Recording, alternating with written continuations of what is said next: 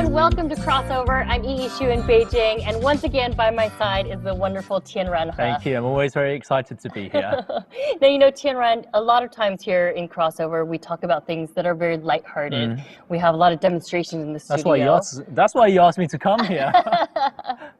But today we want to present to you two very special people. We're going to get a little serious today because these two people were faced with some very serious challenges. And after these challenges, they've overcome them, and they're now using their experience by trying to improve the world around them. Right. Really, truly inspiring stories. So I'd like to present to you and introduce to everybody Sean Yang. Nice to meet you. Nice to meet you, Thank Sean. you for coming, Sean. Nice to meet you. Sean, can you tell us a little bit about yourself and your disease? Okay, actually, my disease, I think that is a dramatic story for me because I have been misdiagnosed for 20 years. A misdiagnosis for 20 years? So Yeah. Since what age? I think around when I was 8 years old, I was diagnosed with DMD, Duchenne muscular dystrophy. And actually, I re-diagnosed until 2014.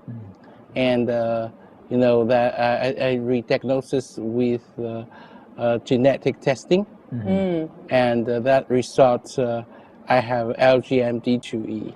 Okay. And that's a very rare form of muscular dystrophy. Yes, LGMD2E it's a very rare incidence. That's about 1 in 25 million people affected by that. So I mean, even in the world, there are very few people with the same condition as you, let alone China. Yeah, about 300 people in the world have LGMD2Es. I want to take you back to when you were a child. You said you were diagnosed when you were 8 years old. Yeah. Before that, you were like any other Chinese child growing up. Yeah. Yeah? So how did you start knowing that something might be wrong? Okay, I think for me, I just used to my condition because I remember when I realized I had a disease, in that time my symptom was very light. Just when I was run faster and I'm easy to fall down. Just like that. So I still can walking and still can do a lot of things, but just when I running, I have a challenge. You would get dizzy. It was like fatigue. Yeah. Right. And your muscles would just fail and you would fall. Yeah. You brought a photo album of when you were a child. Wow. You're so cute. Look at that's these. fantastic. I have totally the same sort of photos at home. Okay, so what sort of ages were you at in these photos? I think in this about 2 or 3. Yeah. So we're gonna flip through. Such a happy child. There's your mother and your father. So proud, so handsome. And this is when you were a bit older, when you were 3 or 4? So a little bit. So that I mean the airplane one. This one. So in that time, I already feel some difference. Yeah. Would you feel the sensation in your legs? No, just when I running or go upstairs, I will moving slowly. Right. Other kids, they can run to the upstairs. I cannot. Right. I just step by step. So this was almost 30 years ago because you're 36 years old now. Yeah. So this was almost 30 years ago. So you started seeing doctors. What were the doctors telling you at that time? Actually, I think doctor didn't tell me anything because I noticed the most information by my mom.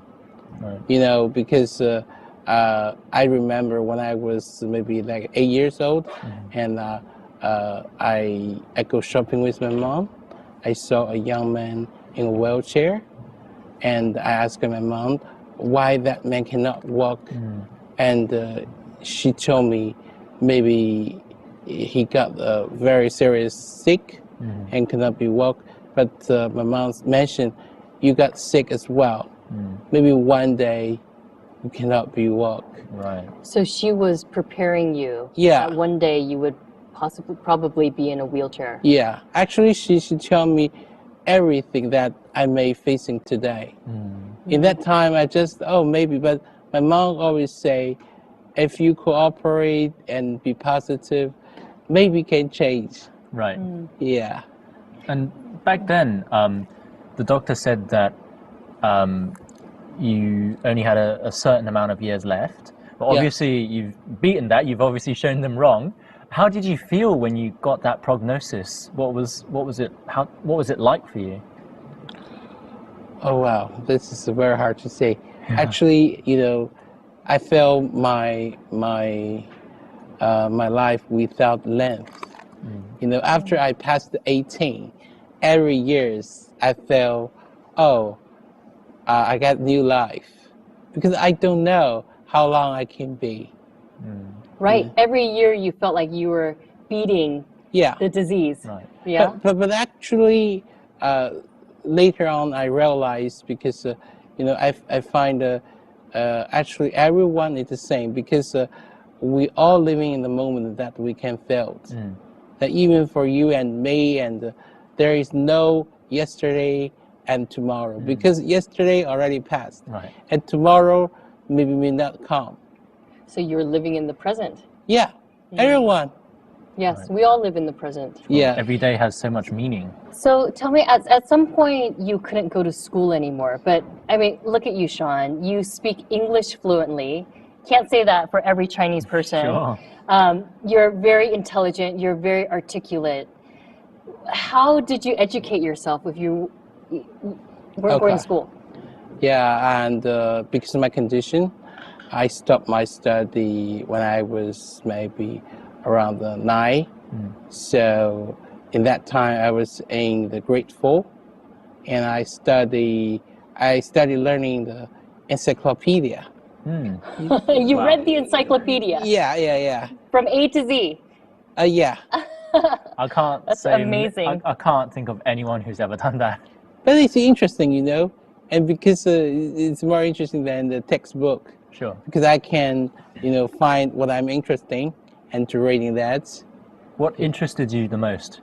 Later philosophy and psychology and biology. And what made you keep going? I'm sure you had to continue to do your exercises and...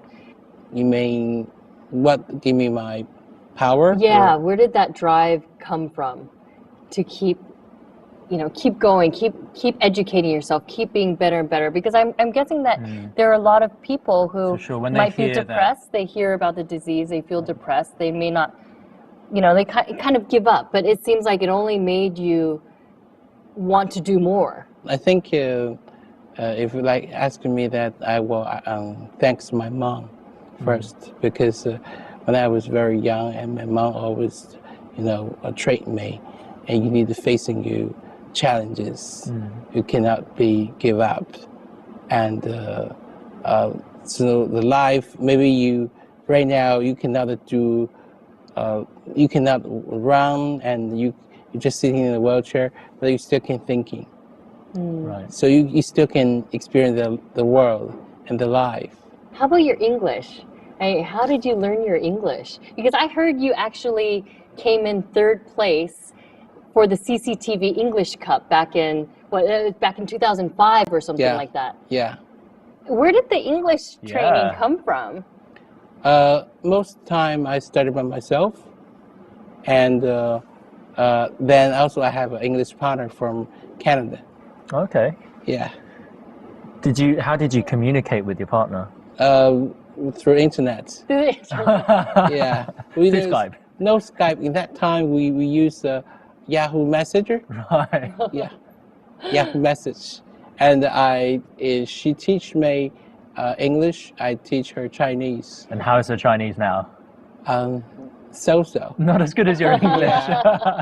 And because for me, and every time before I chat with her, I say today, maybe we need talking about the travel. So I will prepare a lot of words and then talk to her.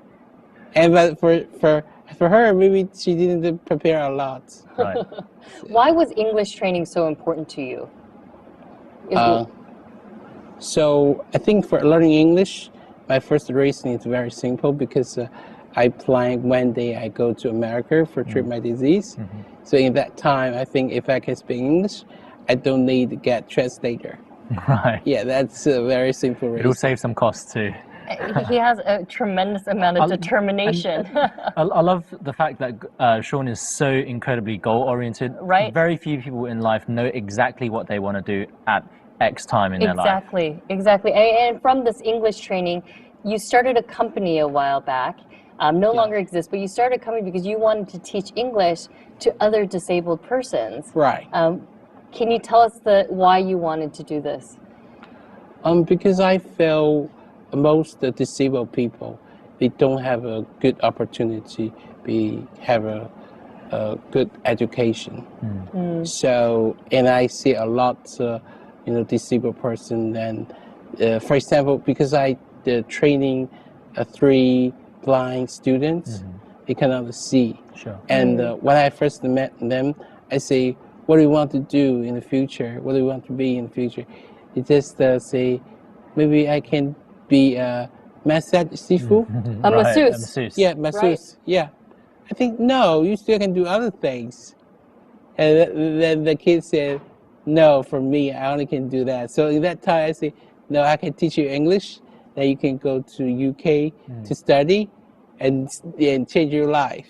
I'm so impressed. I mean, there are able-bodied individuals who would not even think about doing as much as you have accomplished. I really think that's so inspiring.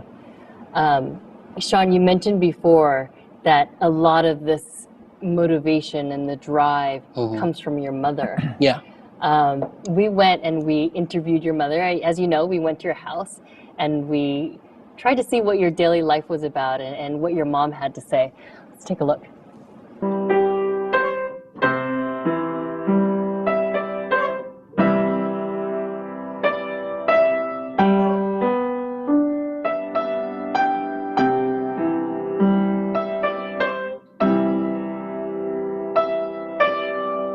当时看病原因就是因为他爱摔跟头，就在学校里边一块跑步，跑着跑着摔跟头了，就当时我们就觉得是什么缺钙呀、缺锌呐什么的，所以说给他看一看，需要补一补。结果一查，说可能是这个病。当时杨硕得这病以后，因为大夫也明确的说，就是活不到成年，就到15、16岁。当时不光是好朋友问这事儿，当时我们单位的那些领导还专门找我们谈过这个事儿，说如果你们想要再要一个孩子，可以批准，可以要。这个事儿呢，我们也很认真的坐下来商量了一下，我们俩的想法是一致的，最后一致是不能再要孩子了。说的，因为当时都是独生子女，我们当时杨硕还并不知道他这个病就彻底没有希望了。我是说的，杨硕也很聪明，如果说我们再要一个孩子，实际上就是告诉了杨硕，他就放弃他了，他就没有治了，就这意思。所以当时我们说的那个就要这一个孩子。杨硕最让我骄傲的，我觉得杨硕能够那个接受了现实，而且积极面对。他不像有些病人或什么的埋怨什么的。我曾经不止一次跟杨硕说过，我说杨硕，我说你怨妈妈，恨我吗？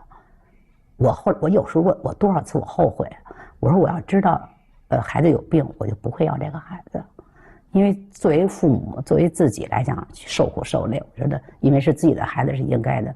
但杨硕要承受了好多，他承受了很多这个痛苦嘛。我跟他说过几次问这事儿，但是杨硕的回答让我特别感动。杨硕跟我说：“妈妈，你别那什么，你别难过，我一点都不恨你。你带来我这个世界上，如果你不生我，我都不知道这能到这世界上。说你不管怎么样。”我来到了这个世界上，给了我生命，来到这世界上。Your mother and your father's love, they decided they're only going to have this one child. They're going to focus all the effort on you. And He wanted to give me power. Yes, Yeah. and she. Maybe felt I still have a love. Yes, absolutely. A mother's love is very powerful, isn't it? Yeah. And a father's love, of course. Sure. I also want to read something. This is your mother's diary. Yeah. And she shared with us something that she had written. And I'm going to read it in Chinese, and then I'm going to. Oh, go you. I'm going to try to read it in Chinese, and then I'm going to translate it. Here we go. 每每想起儿子，内心总是阵痛。儿子患病身残，是我人生最大的不幸。但儿子的乐观向上、自强不息，又是我人生最大的骄傲。You did really well. It's probably the first time I've ever read something in Chinese in crossover, but it's definitely worth me putting my Chinese out there. Your mother says every day when she thinks about you, she has a heartache. Your disability is her life's loss and misfortune, but your optimism and your unrelentless strength is also her greatest pride. Yeah, I think so.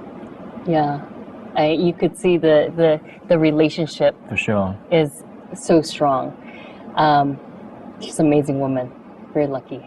And I want to ask too, there was another lady in the video taking care of you too. Yeah. What is your relationship with her? My wife. Your wife, yes, let's invite your wife, Chi Chi, onto the studio stage.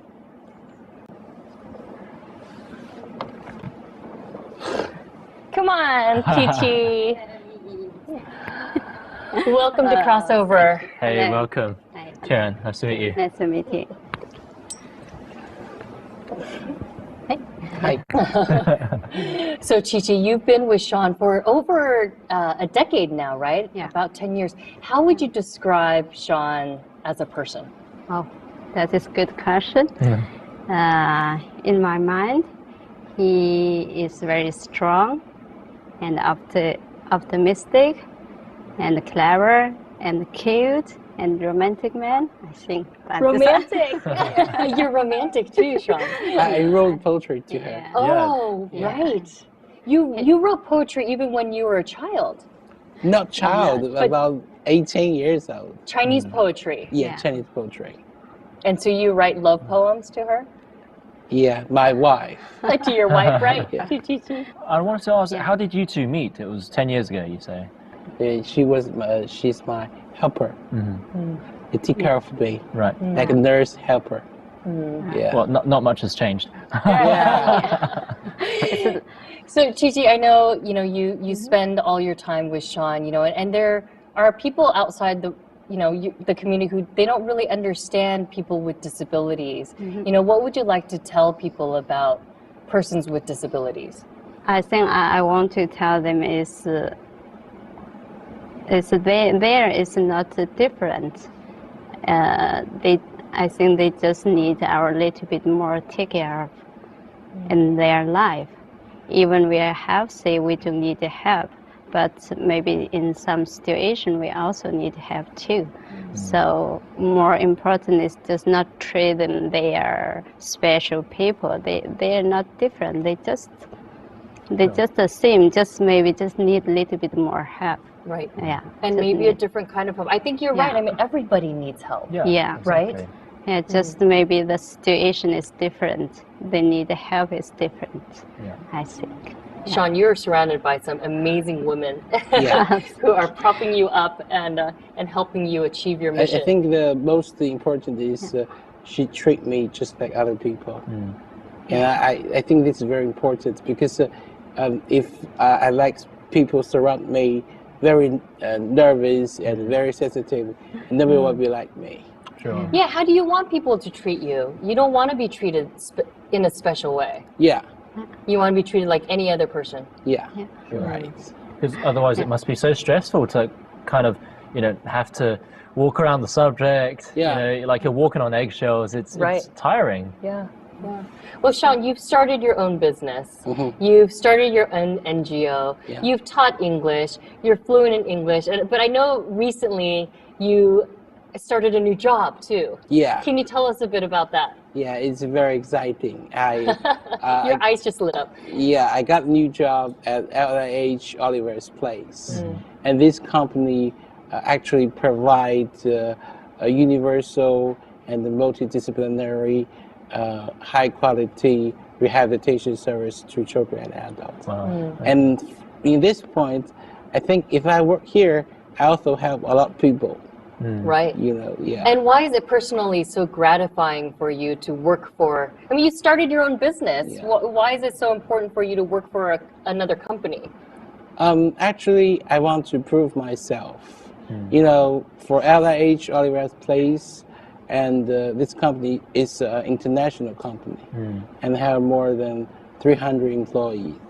So I think if I can work here, that I can prove I have ability to be there. So Sean, your new company has a very unique mission and vision here in China.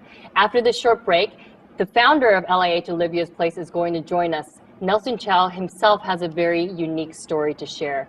But before we go to break, Chi-Chi, I want to thank you so much for sharing your story with us today. Thank you, Yes, too. and of course, thank you for everything that you do for Sean. Okay, thank you. All right, please stay with us. Back to Crossover, we're joined by Nelson. Thank you so much for coming. Thank you. You are the founder of Olivia's Place. Can you tell us a little bit about your company? What does it do? Yeah, so our company was founded with a mission to try to bring about high quality, evidence-based, universal type rehab services for all the people of China. Okay. And when did Sean come into all of this? So Sean came in probably about in the fall of last year, so probably Yeah. September of last year. Yeah. Okay. And what were your impressions when you first met Sean? Oh, I thought he was great. I mean, I remember meeting him, and I remember that I thought he was very intelligent, and I thought that he was also he was a very strong advocate for a lot of people with disabilities, and he was a wonderful role model as well. And I do remember one thing he told me that that really sticks in my mind, and that's that he had said to me, he said, "Do not treat me any differently from anyone else." Oh, yes, right. And During the training. right during Yeah, the training, during the exactly. So I thought that was wonderful. Yeah. Tell us a bit about Olivia's Place. So the name is very unique. Is there a story behind it? Right. So Olivia is my daughter, and she was born 8 years ago with Down syndrome. Okay. And so we named the company after her. Can you bring us back to because at that time, you did not have Olivia's Place, obviously. Olivia's, what were you doing at that time? And tell us about the birth of your daughter. So at that time, you know, I'm not from this area. At that time, I was actually, my background is in semiconductor engineering. Wow. So, that is very different. Yes, it's quite different than what I'm doing right now. And when Olivia was born, it was actually our first exposure into what it was like for children with disabilities. And I remember, you know, the day she was born, I remember the first thing that happened was, you know, about 10 minutes after she was born, the nurses came over and they ran around, and then they basically didn't know how to tell me. And they basically said, you know, we have a strong suspicion that your daughter may have Down syndrome. This was in Shanghai. This is in Shanghai. So she was born in Shanghai. So, you know, my wife had just gone through a very tough labor, and then she ended up having to have a C-section. So they were actually so worried. I guess this news is so devastating that they were so worried that with that news, she may never recover. So they basically told me not to tell her anything. Right. How did you feel when you were given that prognosis? Yes, of course I had, you know, of course it was a very emotional time, right? Because it was just the birth of my first child as well. So it was actually quite interesting to hear that, because, you know, I did tell of course I did tell You told her right away. Right, exactly, because I can't withhold that kind of news, right? And so that was actually very interesting, because that was actually the first exposure. But then the second exposure to what it was like actually came very soon after. And with Down syndrome, it's you have to do genetic testing to actually confirm that she actually has that. So normally it takes a few days to do a test, but in our case it actually took 6 weeks. And of course the 6 weeks passed, and at that time, you know, they told us when 6 weeks, you know, we're eagerly expecting the news, and at that time they came to us and they basically said, oh, that first sample never made it. We're going to have to take another blood sample, and we have to wait another 6 weeks. Why did that happen? They just... It's just because they don't have the support structure to help and to identify that as well. So it ended up taking about 3 months before we actually knew that she actually had Down what were you syndrome. doing during those 3 months? Yeah, so of course during that time was it was very difficult actually for us because we didn't have a confirmed diagnosis. And I think that's the hardest part, right? Because all of it affects the future of our daughter, and it affects what she's going to be able to do later on. And we're just hoping that she maybe didn't have it or she had a more mild condition. Sure. And so that's where the therapy comes in. Correct. But from what I understand at that time, you couldn't find the right therapy that you were looking for her in Shanghai. Correct. This was back in 2007. Right. In 2007, it's like China was at the very incipient phases of a lot of their rehab services and their therapy. So therefore, at that time, we actually couldn't find a lot of what we needed for her. We searched around for about a year and a half. And ultimately, we decided that if she wasn't getting the services that she needed here, maybe we should go and find those services. So tell us what you did. You went back to the U.S. and you did a lot of research there. Yes, I did. You quit your job. No, you didn't quit your job. You took a leave of absence. I took a long leave of absence because I really wanted to understand what my daughter needed. And I basically, I took a leave of absence, and of course, in the United States, there's a lot of support for someone like my daughter. Right. So we enrolled her in early intervention programs and in all various types of therapy as well. And so I was actually my wife and I attended all of the sessions in an effort to learn what she needed and to understand what these services were that we couldn't get in China. Was there no option to go back to the States? Yes. He did go back to the States. Yes. Yeah. Just, permanently. Yes. There was definitely an option to stay permanent, and of course that was the preferred choice, right? But my company at that time was really interested in having me come back to China, right? So my wife and I discussed at that point, and we thought, well, maybe we can go back to China. We'll go for short term, another 2 years. Right. Now at least we understand what services she might need. Maybe we can cobble together some services for her, and maybe find a few therapists and maybe allow them to work together in a interdisciplinary manner so that we can provide the kind of support that my daughter actually needed. So when you say interdisciplinary, what do you mean there? Right. What does that encompass? So interdisciplinary basically encompasses all the different support services that a child may need and working together. So the idea is that if many of the types of services that you might provide to a child, for example, occupational therapy, speech therapy, physical therapy, psychological support, and perhaps learning support.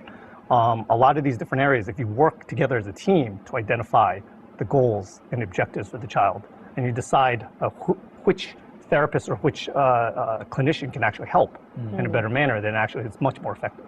Right. So could you find those? All of those therapists here in China? No, actually, that was actually quite difficult. When we came back, we actually couldn't find a lot of those. And in fact, when we came back to China, we couldn't find any. So it made us start to question our decision of whether coming back to China was the right move. So my daughter actually had no therapy for a few months. And that's where the idea came from. So we thought at that time, well, if she's not getting these types of services, then we have several options. Well, we can go back to the United States. Right. Or in other things, we could try to do something about it and try to help our daughter in this capacity. I wanted to ask, before you founded Olivia's Place, what did other Chinese parents do? Right. So typically, and it's definitely changing right now, but traditionally, what would happen was that if you had a child with a disability or with special needs, actually you wouldn't have access to many of these services. Right. So once you don't have access to services, and particularly you don't have access to schooling, and when that happens, then it actually limits everything you can do going forward. Well, maybe we should ask Sean that, amongst what sort of resources are available for people with disabilities in terms of healthcare? Well, it's still very limited in China. Yeah. But one thing I can see is the wheelchair access is better than before. Right. Yeah. I would like to see maybe in Beijing, 80% Republic building have that. Right. And also for the disabled people, if I go to see movie and went park, it's half price. Yeah. That is a plus. That is definitely a good benefit. That's half price. Yeah. You know, I got to say, judging from disability access in Beijing, it's way ahead of London. Because there are so many underground stations in London that just have endless stairs, and everyone gets tired walking up and down them. But in Beijing, they have great access. Right. And of course, although I half-price hear tickets. it's a little bit different in the second-tier cities when you get out of the bigger cities. Nelson, when you first opened Olivia's Place, so here's your vision of having multidisciplinary therapy.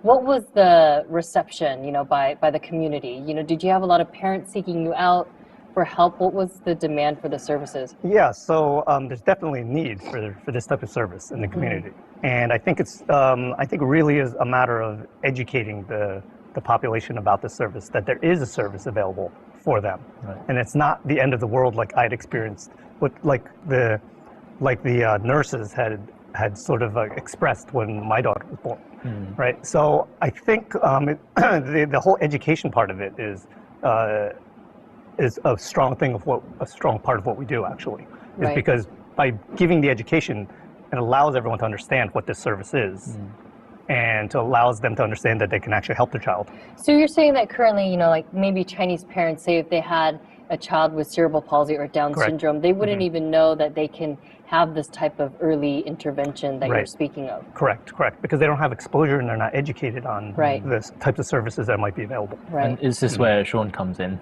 Right, As exactly. your business development manager. Right, exactly. And that's why Sean can be such a strong advocate of what we do as well. So your approach is very, like you said, multidisciplinary. A child might see an occupational therapist, a physical therapist.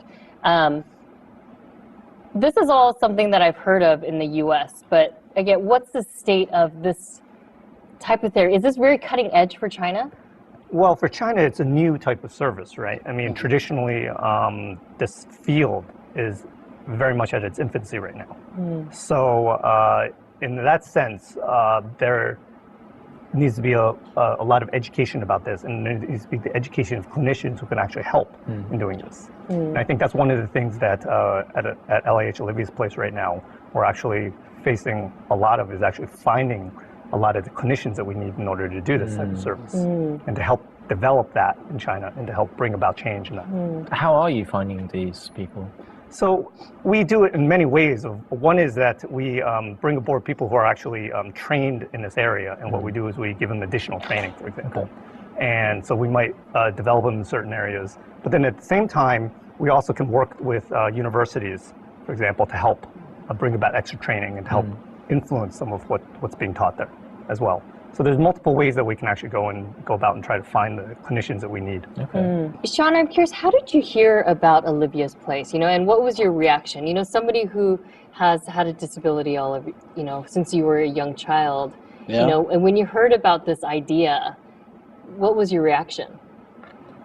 I think for Olivia's Place, and can bring a hope to China, and also to bring the high quality services to China, because in China they have some rehabilitation services, but the quality is not very high, you know. I want to take us back to Olivia, your daughter. She's 8 years old now. Where is she now? Yes, Olivia is a very happy 8-year-old right now. I mean, she attends school right now. And right now, developmentally, I think, you know, it's like with a lot of the therapy that, you know, through our organization's therapy services, she actually gets a lot of what she needs right now through us. So therefore, it's wonderful to be able to see how we can actually support her to actually reach her potential. Because that's really what we're trying to do, is that every person has a potential they should be able to reach. Right. And we're really trying to unlock that potential in every child. And Olivia has a little brother. Yes, that is correct. So little brother is Peyton, and he's 6 years old right now. Okay. Right. All right. When we come back, we're going to hear more about rehabilitation services here in China. Please stay tuned. So you want other people to duplicate this? Oh, yes, definitely. I mean, that's strongly in our mission. We're really trying to bring this about and to really bring up the level of rehab services in China. When my daughter became school age, there was no real school system that would accept her. So we actually had to open up our own school.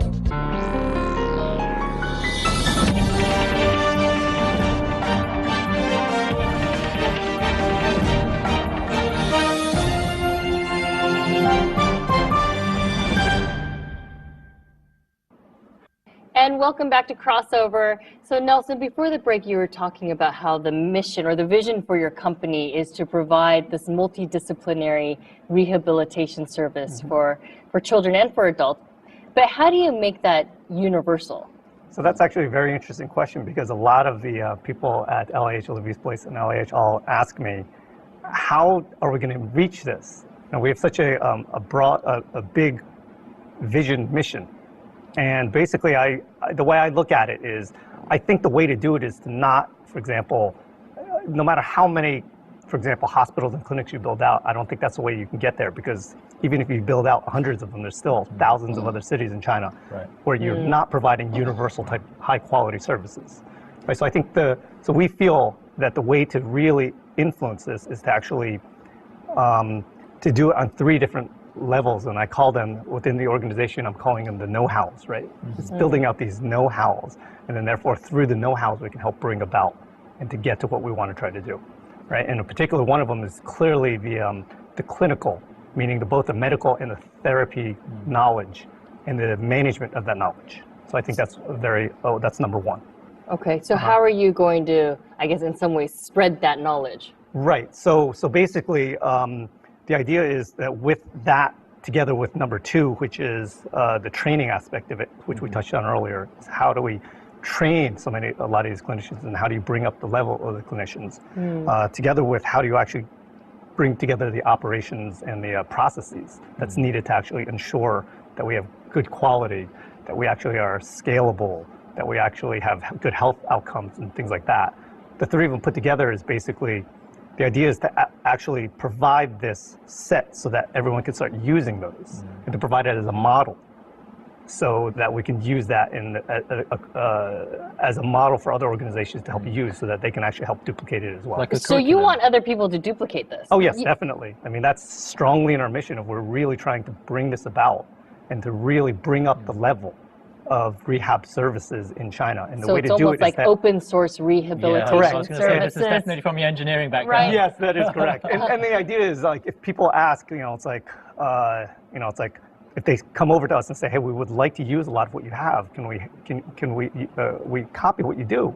We'd be more than happy to help them. In fact, we would like them to copy us even better, because that's how you ensure that you can actually get this quality type service that will eventually can become universal. And what's the 3rd know-how?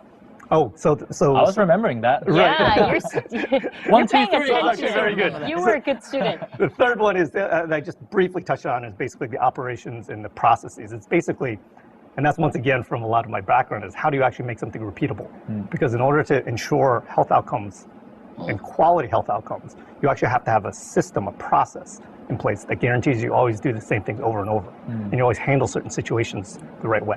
Right. And then you learn from those as well. You learn from the mistakes that we all make as well. Well, I mean, it makes sense, because, you could have as many doctors and clinicians and therapists, but if you can't manage them and you can't replicate, you can't replicate, then it's not effective. Exactly, and it's not effective, and then they might use a lot of what you do, but it may not be a quality service that they provide. I think, when I was doing a little bit of research for this episode, and we talked about persons with disability in China, one of the biggest components that people say is lacking is the area when it comes, and you touched upon it, is education. Yeah. What happens when somebody becomes disabled or is born with a disability? How do we include them in the educational system in China?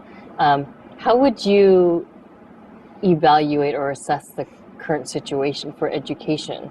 I think right now is getting better than before. Yeah, because right now, if you want to go to university, they cannot, refuse you if you're disabled. But they have one rule is you must be able to take care of yourself. Okay. If you cannot take care of yourself, it's still a challenge for you to go to school. Right. Okay. Yeah, because for the school system, they don't have a people or additional system to provide the services for the disabled. Right. Sure. They're not as inclusive as of yet. Exactly. Yeah. Correct. How is it done in the States or? Yeah, so in the States, there's a concept called inclusive education, where children with, especially these children with disabilities, actually all have the right to an education.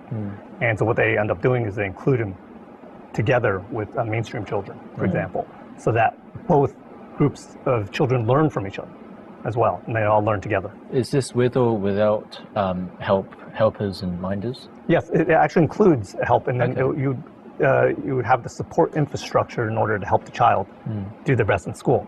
So, for example, going back to the example that Sean just gave, if you're not able to get into the school, then they'll have helpers or they'll have facilities to help you get into school. Right. Okay. Right, and if you're a child that needs additional support, and let's say therapy support or learning support or things like that, then they could help provide that as well. Is that the majority of schools in the States or just a select few? Yeah, so the majority of public schools in the United States would provide this type of service. But in China, we have schools, you know, for example, you might have a school that's specifically for the blind, and you have teachers who are trained to educate children who are blind or adults who are blind. Is that not where we want to go? We want to go towards inclusive education, or? I think it's definitely the model that we're going for, because the whole idea behind this is to actually, you know, to be